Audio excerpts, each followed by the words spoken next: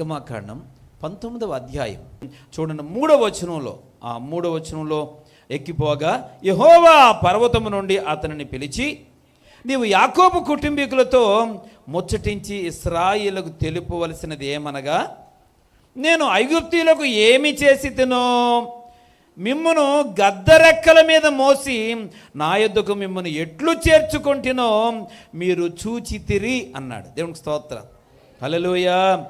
దేవుడు అంట పిల్లరా మనల్ని ఇశ్రాయేలుకి జ్ఞాపకం చేస్తున్నాడు. ఏమనంటే మీకు ఏమి చేసితనో అని ఒక్క మాట చెప్తున్నాడు, మిమ్మను గద్దరెక్కల మీద మోసి అన్నమాట. దేవునికి స్తోత్రం. దేవుడు మనల్ని ఏం చేస్తాడంటే గద్దరెక్కల మీద మోసాడండి. గ్రద్ద లేక పక్షిరాజు తన పిల్లల్ని రెక్కల మీద మోస్తూ పైకి తీసుకొని వెళ్ళి అక్కడ విడిచిపెడుతుందంట, పిల్లలు విడిచిపెడుతుందంట.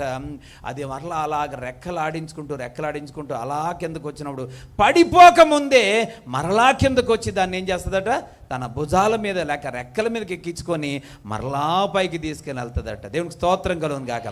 అనగా నీకు ఎగరడము నేర్పిస్తుంది. హల్లెలూయా.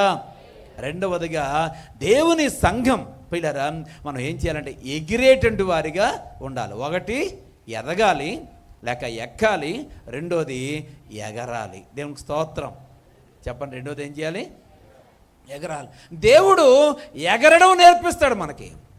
గద్దరెక్క మనకేమి నేర్పిస్తుంది అని అంటే నీవు నీ ఆధ్యాత్మిక జీవితంలో ఎగిరేవారిగా ఉండాలి. హల్లెలూయా. యెహోవా కొరకు ఎదురు చూచువారు నూతన బలం పొందుతారు, వారు పక్షిరాజు వలె పైకి ఎగిరి అలయక నడిచిపోతారు, సొమ్మసిల్లక సాగిపోతారు. దేవునికి స్తోత్రం, హల్లెలూయా. పైకి ఎగిరే అనుభవం నీకుంటే ఏ అపవాది శక్తులు నేనేమీ చేయలేవు. దేవునికి స్తోత్రం చెప్పండి, హల్లెలూయా.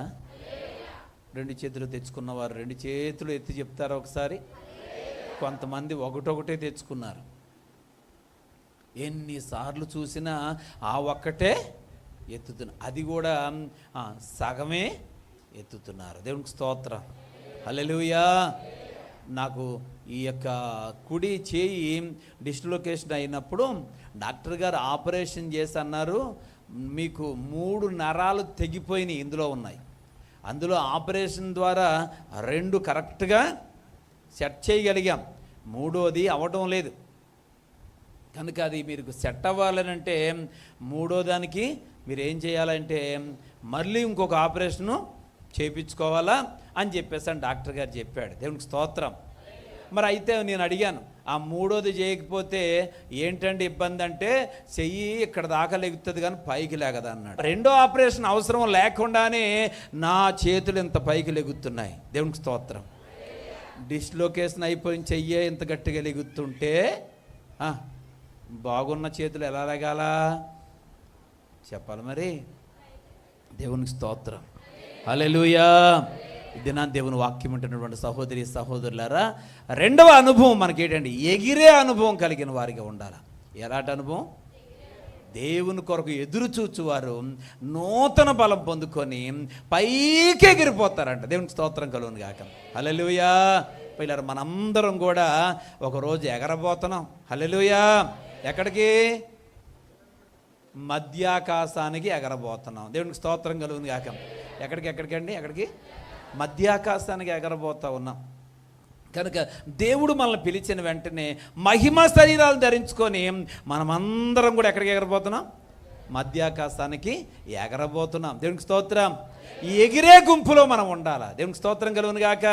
పిల్లరా ఈరోజు మన ఆధ్యాత్మిక జీవితంలో ఈ ఎగిరే అలవాటు లేకపోతే దేవుడు పిలిచినా కానీ 4 సార్లు రెక్కలాడించి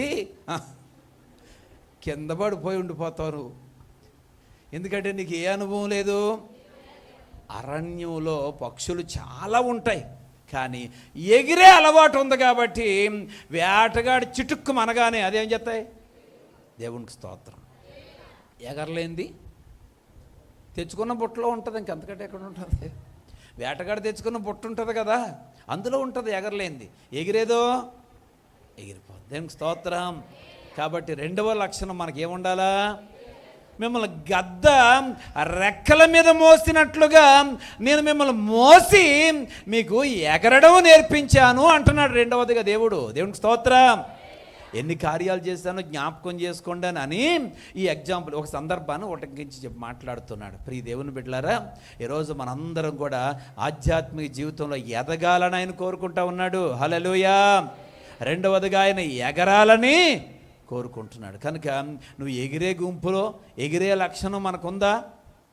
శత్రువు బారిన పడకుండా ఉండాలంటే ఎగిరే లక్షణం మనకు ఉండాలి. ఆ ఎగరడం కూడా ఎగిరని అనిపించుకొని ఎగరడం కాదు, పైకి ఎగరాలి. దేవునికి స్తోత్రం.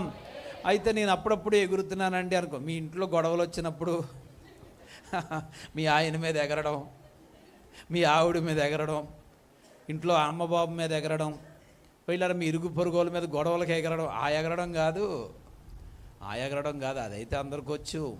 వీళ్ళారా, ఎగరాల్సింది మనము ఆధ్యాత్మిక జీవితంలో. దేవునికి స్తోత్రం. హల్లెలూయా. వీళ్ళ రెండవ లక్షణం ఏంటంటే దేవుడు మన జీవితాన్ని జ్ఞాపకం చేసుకొని గద్ద రెక్కల మీద మోసి నా యొద్దకు మిమ్మల్ని ఎట్లు చేర్చుకుంటేనో మీరు చూశారు. కనుక మీరు ఎగిరే అనుభవాన్ని కలిగి ఉండాలని చెప్పాడు.